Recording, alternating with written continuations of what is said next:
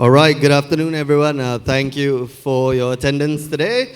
My name is Muaz, and I have the pleasure of moderating this panel on accelerating to victory, unleashing the potential of esports racing on a global stage. Allow me very quickly to introduce my esteemed panelists. Beside me here, we have, of course, a former F1 racer, Malaysia's only Formula One racing driver, and CEO of Axel Sports. This is Mr. Alex Yoong. And beside him is pro sim racer for Team Flash. His name is Aleef Hamilton. He is also gonna compete for Singapore on the Olympic stage coming up soon. He is a finalist in the Olympic Esports series in the motorsports division. He's also a champion as well. E1 Championship Season 1 champion. All right, give it up for Aleef Hamilton. Next to him is Mr. Joseph Han. He is a man who wears many hats. This is actually presented by his company, Vibe. This discussion, he's also, as you've heard, the mastermind behind that interesting e-racing reality series, Formula Frenzy. We'll talk more about that in a while. Mr. Joseph Han, everyone. And last but not least, right at the end, is Mr. Alvin Choong. He is the bridge between real-world motorsports and e-racing in his capacity as a VP of Digital Motorsports for Motorsports Singapore. He will talk a little bit later on about how we can get from e-racing to actual motorsports. Mr. Alvin Choong. All right, gentlemen, thank you so much. Okay, before I start, allow me just a moment to quote from Zach Brown, who happens to be the CEO of McLaren Racing. He was quoted as saying, esports is the new grassroots of motorsports. So obviously, he has a lot of interest in e-racing. So something that I want to pose to you guys is, what does e-racing mean to all of you? Why does it make you guys excited? Anyone, feel free. Who wants to go first? I guess I'll start. Sure. Since I'm the driver. Yeah, e-racing, esports in general, I think it's such a great platform for us, drivers as well as the teams and like for engineers as well. And the fact that esports is so accessible out there, and the fact that anyone can actually start there and make it to the real world, such a strong platform. Thank you. Anyone else? I have a gripe. Oh, sure. Esports, e-racing, sorry. It's, from our perspective, it's too niche. It's too, the communities are so closed in, you know. So from what we're looking at is, what we're trying to do is we want the mainstream audiences to come in and consume it and understand it. But when we try to do what we're doing, we're seeing that, hey, you know what? The community is so tight-knit, it's so confusing, it's really hard for people outside to come in and look at it. And when we talk to media companies as well, they were like, oh my God, we've heard pictures like this before, but it's always been so confusing, so e-racing centric, right? And when they saw what we were trying to do, trying to make it open for the mainstream audience, you know, that's when their eyes opened up and say, hey, this is interesting. So what we're trying to do is that we want to bring e-racing to the global stage. I think that's on the thing, and that's the big challenge that we're facing. Sure. Well, we'll talk about a lot more about the challenges. All right. Anybody else want to chip in, or shall I go for the next question? I think I shall go for the next question. Netflix's Drive to Survive, I know a lot of you have definitely watched this as well, has been a catalyst in bringing a lot more eyeballs to motorsports, and of course, by proxy, I guess, e-racing as well. How much do you think that this interest, this renewed or invigorated interest in real-world motorsports, has it affected e-racing a lot in your personal experiences? Yeah, you just talked about Drive to Survive. Drive to Survive has really woken up. I think someone we were just talking about just now, racing is very mainstream now, or shall we say, much more accessible to the American public, Formula One that is. Motorsports is really going through a bit of a golden age at the moment. And the great thing about e-racing, or simulator racing as we call it, is it ties up the two worlds. You know, esports is more accessible to the market, to people.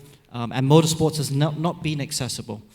So the interest is there now with platforms like Drive to Survive, but with esports, it's now accessible as well. And you mentioned the quote by Zach Brown.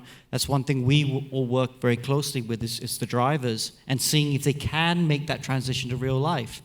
And the answer is an overwhelming yes. You know, Aleef has jumped into a real car and been quicker than anybody. So it is the future, you know, and because it sits so nicely in both worlds, the esport world, and then I'm going to say inverted commas, the mainstream world, because you could argue that the esport world is mainstream. But it ties up the two worlds really nicely. You know, that there are a lot of esport platforms out there that don't. You know, you see the old fogies like myself, maybe, and struggling to understand what's the attraction. But obviously, the youngsters know about the attraction, but the older generation, the boomers, don't. But with e-racing, you can really tie up both really well. And I think the time is really nice on the back of things like Drive to Survive to bring it even more mainstream. Thank you there, Alex. Speaking of tying up two worlds, I guess this is where I can bring Alvin in. Alvin, how much do you think the possibility of transitioning from an e-racing career or a sim racing career to a real-world motorsports career, how much of a motivating factor do you think that is to get people to start picking up e-racing or sim racing? Basically, sim racing is a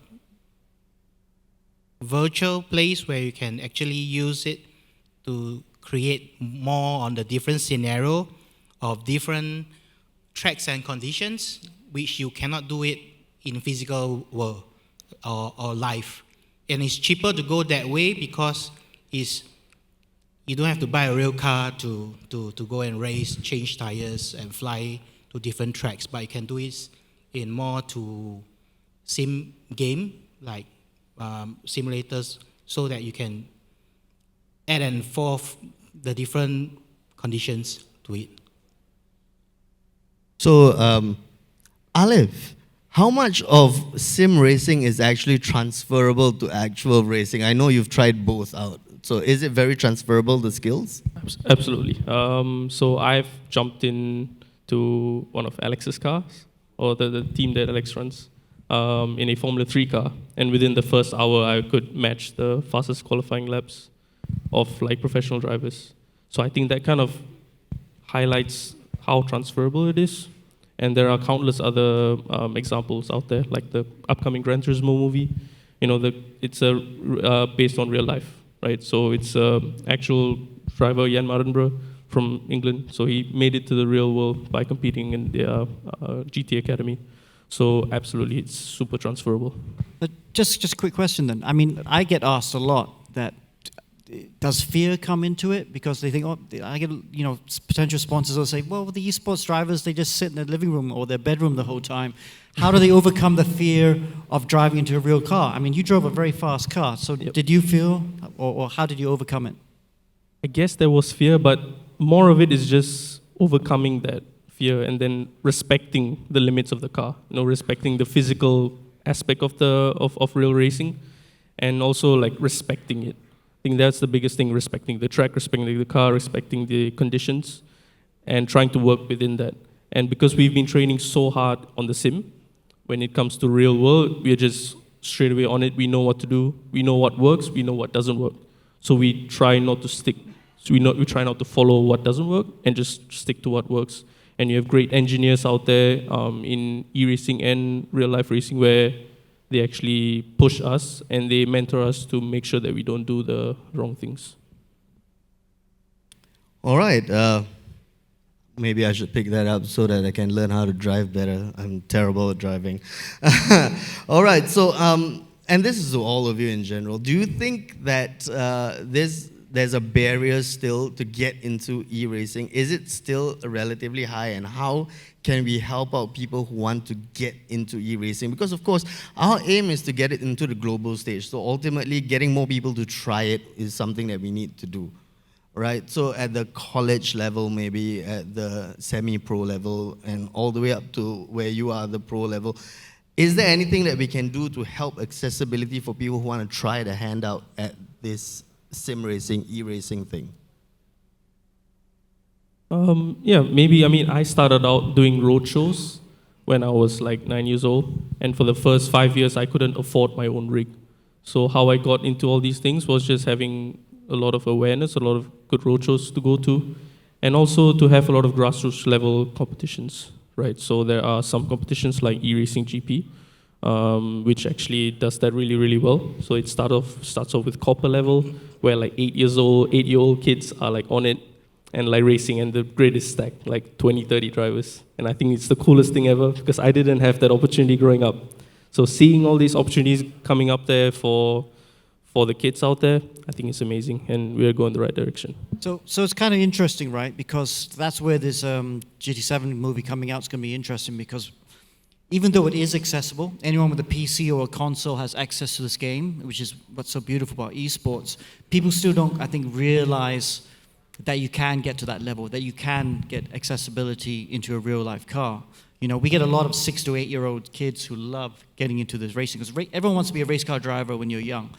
But we need more programs. We need more awareness to show that it is possible to go from your your bedroom into a real-life car. And I suppose that's really what the sort of thing that you're talking about doing, Joseph.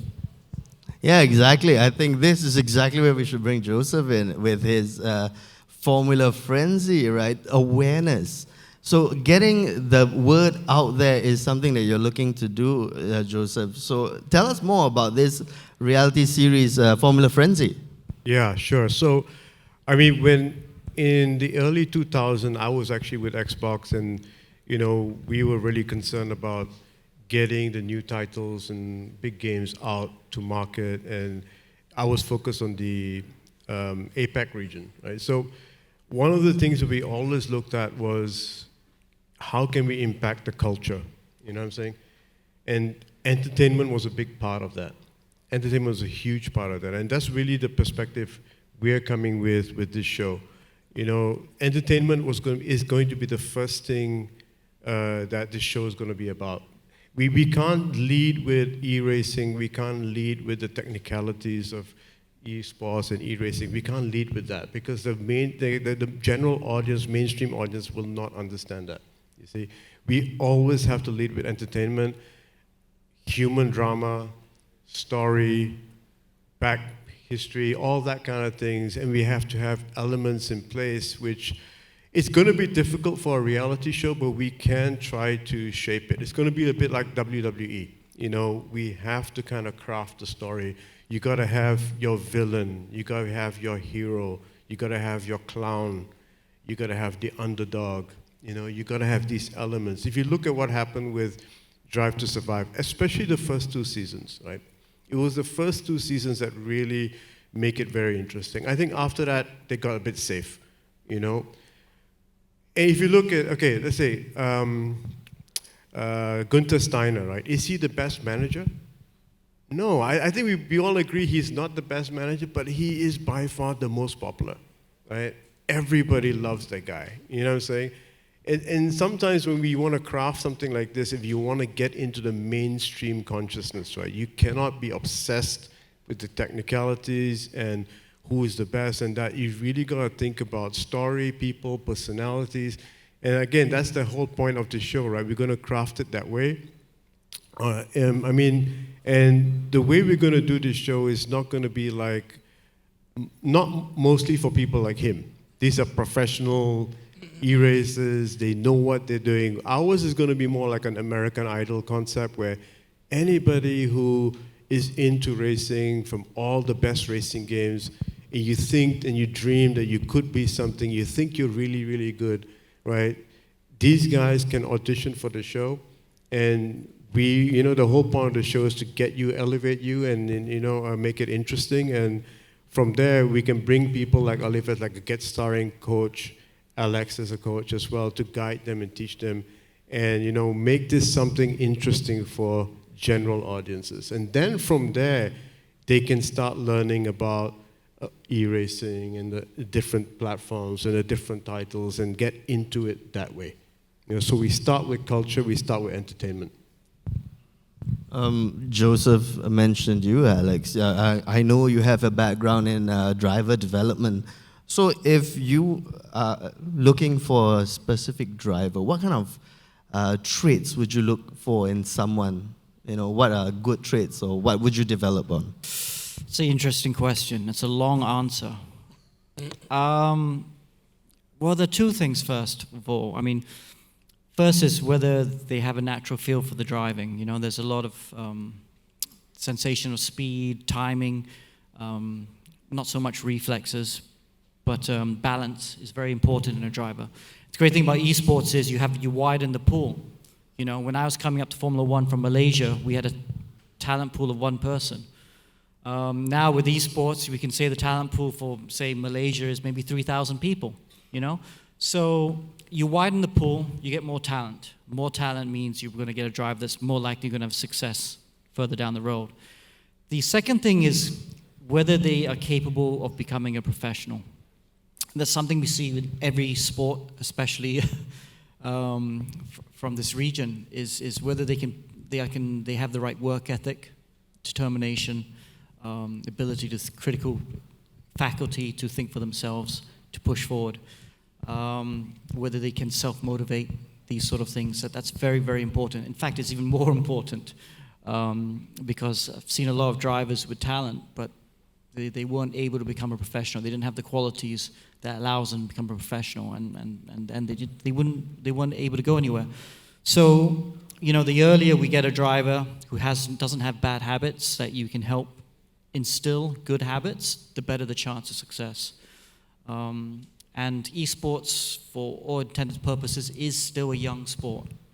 And you saw it in basketball. Basketball first came on the scene, or football's been around forever. But other sports like fairly new, like snowboarding or wakeboarding, skateboarding, the level of professionalism takes a while to go through the sport. And it's not the first generation that come through that tend to be outstanding. It's normally the third or the fourth generation. Although I'll make an exception for this guy. I mean, Aleef here is pretty outstanding, and he's a really good pioneer for the sport. Indeed, he is. For Alvin, how much is Motorsports Singapore's support for such a series or such an endeavor like what Joseph is doing? How important is it on your end to support such an endeavor? For us, for N is more for what MSS is. We are the governing body for motorsports in Singapore, and we are a member of FIA. FIA stands for Federations of International Automobile.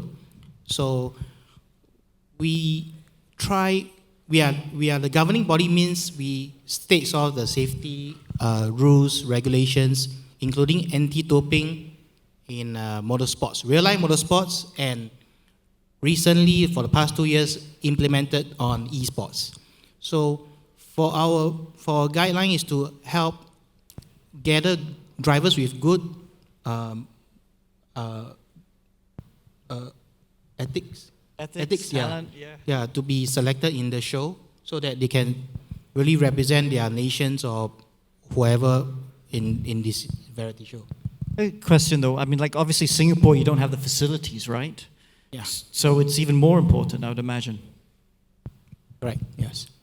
And to build on both the points is that, although yes, we want to do this show very entertainment-focused, storyline, human drama, all that kind of thing, but we still want to make it within the regulatory boundaries of that. So because we do need to see a flow from that into real activations, whether they get more involved in it, or they start having to play the games on their own, or they want to set up the rig, or go for tournaments, or get involved, with people like Alex, or do what Aleef is doing. So it has to flow nicely. So even though we start with entertainment, but there has to be boundaries of regulation around that to make sure that the flow is good and valuable for everybody, all the stakeholders involved. Apart from the ethics, what other factors do you think you'll take into account when selecting people for the show specifically? For us? For you, yes.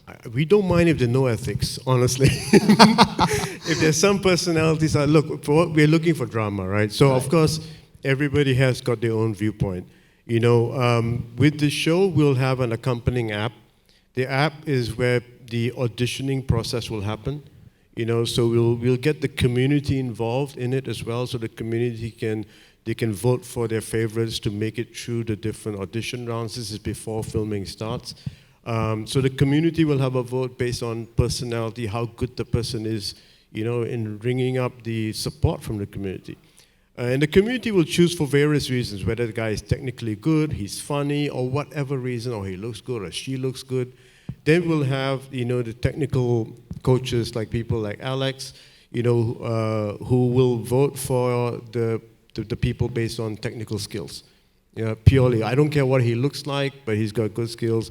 Then we got maybe from the regulation side, you know, they look at people with certain ethics, but I don't think they'll get a vote. You know, we will just let them tell everybody these are the boundaries, you know. But of course, because we want to do good TV, right, we have to allow for some craziness to happen, you know.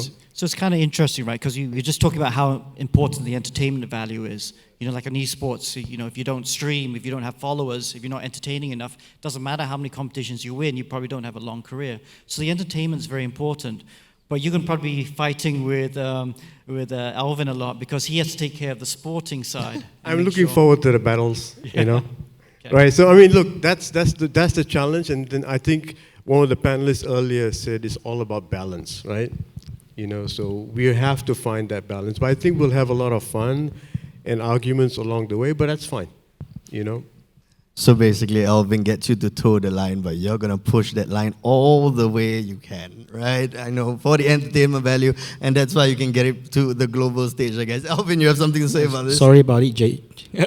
Sorry. He's already apologizing to me for what I don't know yet. They're going to have some battles along the way, I'm very sure. Aleef, hearing this, back when you first started, do you wish you had something, this kind of platform back in the day when you were first starting out? Kind of. By the moment, I'm also like kind of happy that I'm not driving in it. But also, I'm also looking forward to like the mentorship part, like the coaching part. I can be like that good cop, and Alex can be the bad cop, and we can give a bit more entertainment to the TV, do some diabolical stuff with the with the whole TV. But we yeah. have to be ethical. Right? Yeah, in front of Alvin. I mean, yeah. But you know, in all seriousness, I think it's such a cool thing to be a part of. First of all. And the fact that it's going to just push the whole awareness of esports and e-racing in general, I think it's going to be really, really cool. I've got a question. This is a tough one, I think. Right now, we all know when it comes to esports, sim racing is still very niche. It's not up there with the upper echelons of things like first-person shooters and MOBAs. So I don't think anyone has a complete answer to this, but I'm going to ask it anyway. What do you think it will take for e-racing or sim racing to sit alongside those genres at the top of the pile when it comes to esports? I would say just a lot more awareness, like these shows, more of these shows, more, I guess, more streamers. Like something that I've kind of noticed is that I've not seen many streamers doing e-racing in this part of the world, in Asia. So I feel like doing that more would help. Yeah, do you guys have an answer? That's a good question. Yeah, it is kind of niche. But if you look at the Olympics that's coming on this weekend, you can see the Olympics is very conservative and, inverted commas, mainstream. If you look at all the game titles there, they're not the shooting game, they're not the violent game titles. The only title there that has any sort of following is GT7, right? Because you got archery, you got chess. I don't mean to sound bad on them, but those are not popular titles. So that's a very strong indicator that motorsports can straddle both worlds. And I think the potential to be stable for the long run is very high with racing. And so that's pretty good. You know, maybe it won't be as volatile, won't be as up and down as the more violent games, but I think it'll be very steady. And like you said, if you keep growing awareness, I think it'll be a steady increase. So fitting in with the Olympic values is very important, and that probably will help with the sustainability and getting more people on board. So yeah, that's one thing. Speaking of the Olympics, all the best for the Olympics, Aleef. I know I keep reminding you. I mean, after all, I'm Singaporean, and I want you to bring home the gold medal. Thank you. Thank you. No That's just a pressure. personal thing for me. Yeah. So. The increase in competitions, the availability of competitions, do you think that personally it's enough at the moment? Aleef, do you think that more grassroots level competitions should be held? I think so, but at the same time, it's such a demanding thing to do in terms of personnel and everything. But the way it's growing right now, the amount of competitions that's coming up, and the amount of competitions that are about to come up because of the Olympic Esports Week, and the awareness that it gives, I think it's just gonna keep growing exponentially. So let's hope more people take up that mantle to go and start up grassroots level competitions. Although the cost of a simulator is pretty daunting, is it not? Yeah, you can. I started off with a controller, so it's pretty much nothing. And then I got my first wheel for $300, and then I competed and won races using that for the next 10 years. So that's all it honestly it's needed. You don't need to have like a super expensive high-end rig.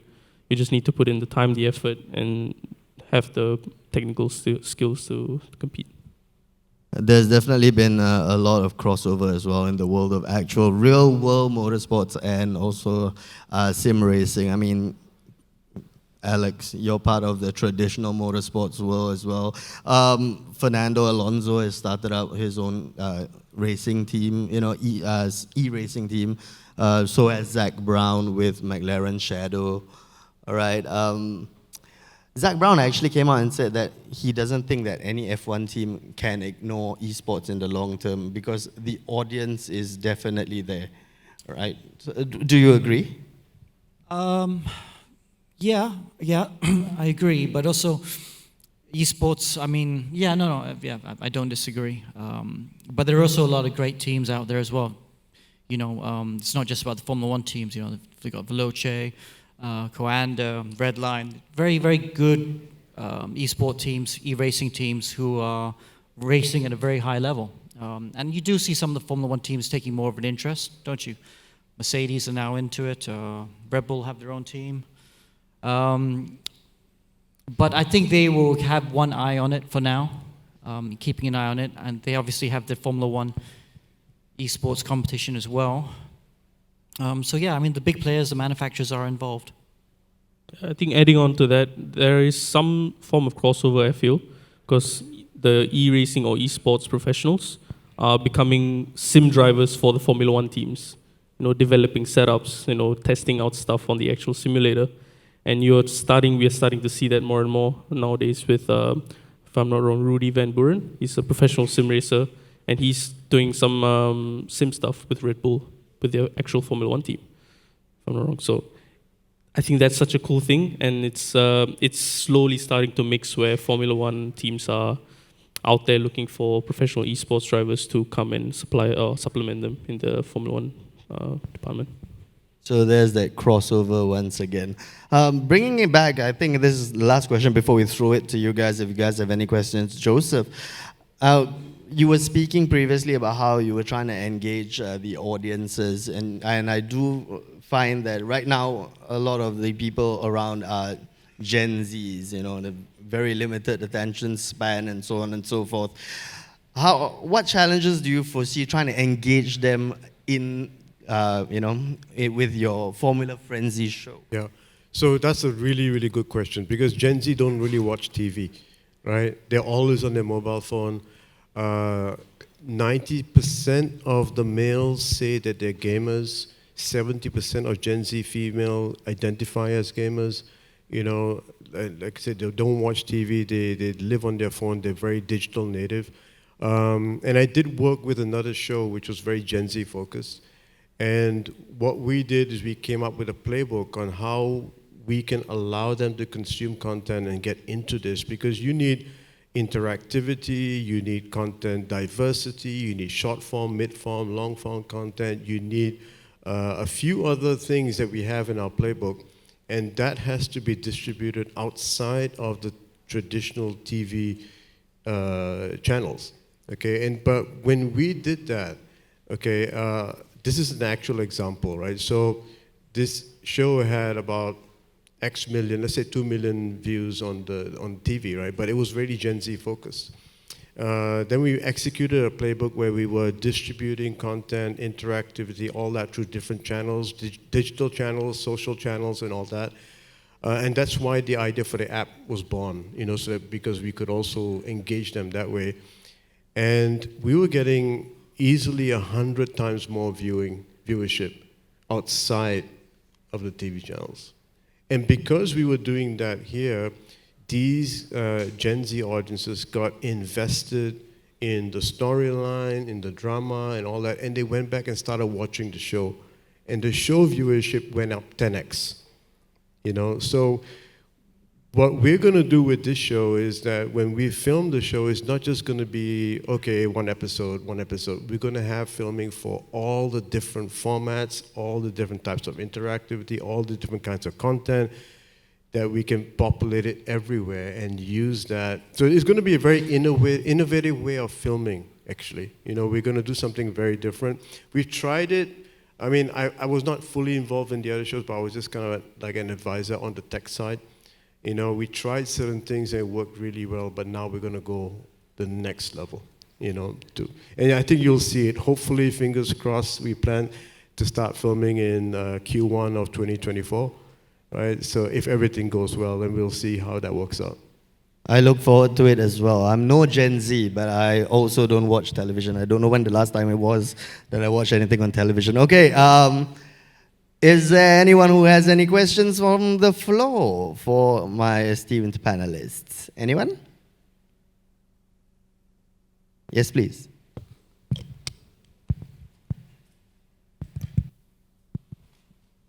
Good afternoon, everyone.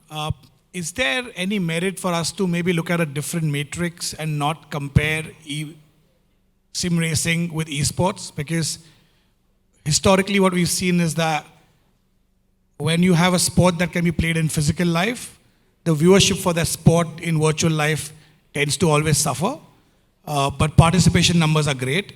So maybe if you guys can also explain us a little bit of the commercial model, because without viewership, generally the commercial model does not seem to do that well. So is it more like teams that are investing money, that's the only way for somebody to get into this sport? Or is there any other commercial model that can get applied to this? I didn't really understand the question, to be honest, right? The question was, traditionally, commercially, the only way to monetize esports has been viewership, right? I mean, say the money comes from the brands, it comes from media rights. With sim racing, because it does not have the viewership, purely because it's a sport that's also played in the physical world, and that's why participation numbers are there, but viewership numbers are not as big as some of the other esports titles. What commercial model can be applied for it to be successful?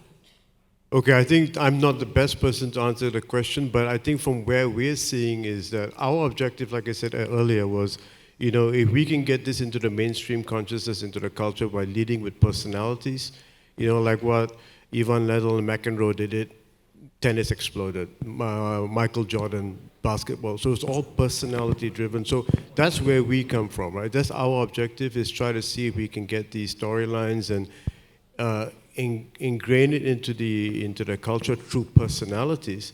And then from there, that will be, the different esports and what Alex is doing in all these tournaments, that can filter through that. But our focus is that, okay, look, we want to try to get that into the mainstream consciousness, and these other guys, I think they will have to figure out how to commercialize this. That's not really something that we are looking at.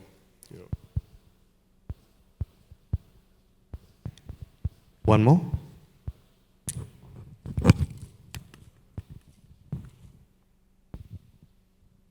Hello, William from Scars here. Actually, we have a player who will be going against you on Sunday, so we look forward to seeing you there as well. But my question is actually about the entertainment value. I mean, we talked about a lot about, you know, how to increase esports or esports racing and the value of it, and I think that really relies on the entertainment value. So I want to hear some of your ideas because, I mean, to be fair, a lot of people don't want to come in and watch a professional esports racer who's really focusing for like 2-3 hours, right? Because they can't look at chat like another content creator does, and they can't respond and really interact and bring that interactivity. So do those esports drivers need to branch out of that traditional like hardcore, like just driving professionally? Do they need to drive more fun? Do they need to have more community events? What are some of your ideas that you guys have? Yeah, that's a great question. So there are a few examples out there, like James Baldwin. You know, he's a professional sim racer, multiple world champion, and he's branched out into making videos, which in turn brings up a lot of viewership, a lot of money into his racing career.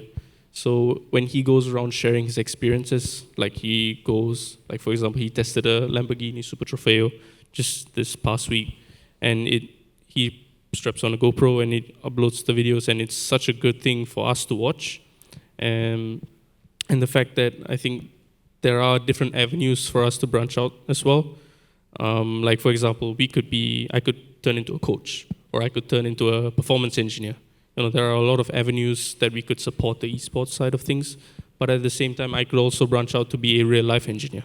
You know, there are some examples out there as well, where because of how technically inclined esports or e-racing is, how much of the engineering that we have to understand, you know, so a lot of this knowledge is kind of just passed on to the real world.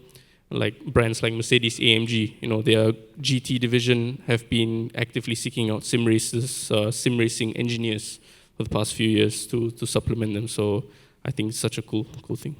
Yeah, so it's also quite interesting because it's the problem sports is having in general, right?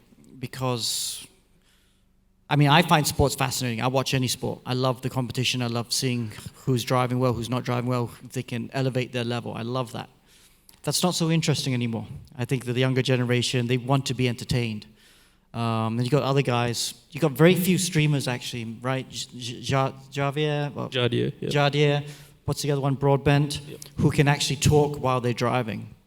But like you mentioned, Baldwin actually has very great content, but he can't talk while driving. Yeah, he's too focused. So he puts edits together later, and he talks over the edits. And I love that content, because the content he's actually giving is actually quality content. It's very interesting to me. But it's not entertaining. You're right. You know, because it is hard to be entertaining while you're driving at the same time. A lot of RAM is taken up when you're driving, so it's hard to do that. But yeah. Yeah, I guess when you're trying to be entertaining, you have to be very lively. And drivers aren't that entertaining. No, to be honest. we are so focused on being professionals, you know, being very correct in all those things that we take away that entertainment. Yeah, so it does conflict, right? Because you are drivers trying to also get to the real world. They're trying to drive for top teams in the virtual world, and they have to be professional. If you're joking around, you'll never see a tennis player like Djokovic joking around before his match, because there's a lot of, you know, to be an elite athlete, to operate at that level, jokers don't make those levels, you know. The other thing we also notice is that there's different kind of content for different purposes. You know, not every piece of content can be everything. You know, so each one has its own purpose, has its own time. You know, and all these can come together in a very interesting way. And I read this thing the other day that there are a growing number of fans who don't actually watch the actual match. They watch the before analysis and they watch the after analysis, but they don't actually watch the match anymore. You know, but like I said, there'll be different kinds of content for different kinds of people, for different purposes. Some will consume all of it, some will consume specifically the match itself or the race itself, and they want to see the specifics and the details of it. Some will like to have a mixed bag. So I think we're living in a world where attention spans are really, really short. I want a bit of this, I want a bit of that, a bit of humor, a bit of fun, a bit of reality. You know, and if we can package all this together and accept that not every content can be everything for everyone, I think we're all right. All right, thank you so much. All right, I think it's about time we wrap this up. I'm just going to give a very brief last question. just a sentence, what are your hopes for e-racing, sim racing in the next 5 years, the short term? Just a simple thing, just any hope, even if it's out there. What do you hope it will be? I guess more teams, more drivers, more competition. I think competition drives growth. Innovation drives growth. So for myself, I've been trying to innovate my practices, my practicing techniques. So when you put that on the larger scale, I think the potential for sim racing is just going to grow. I think from our side is this simple thing, right?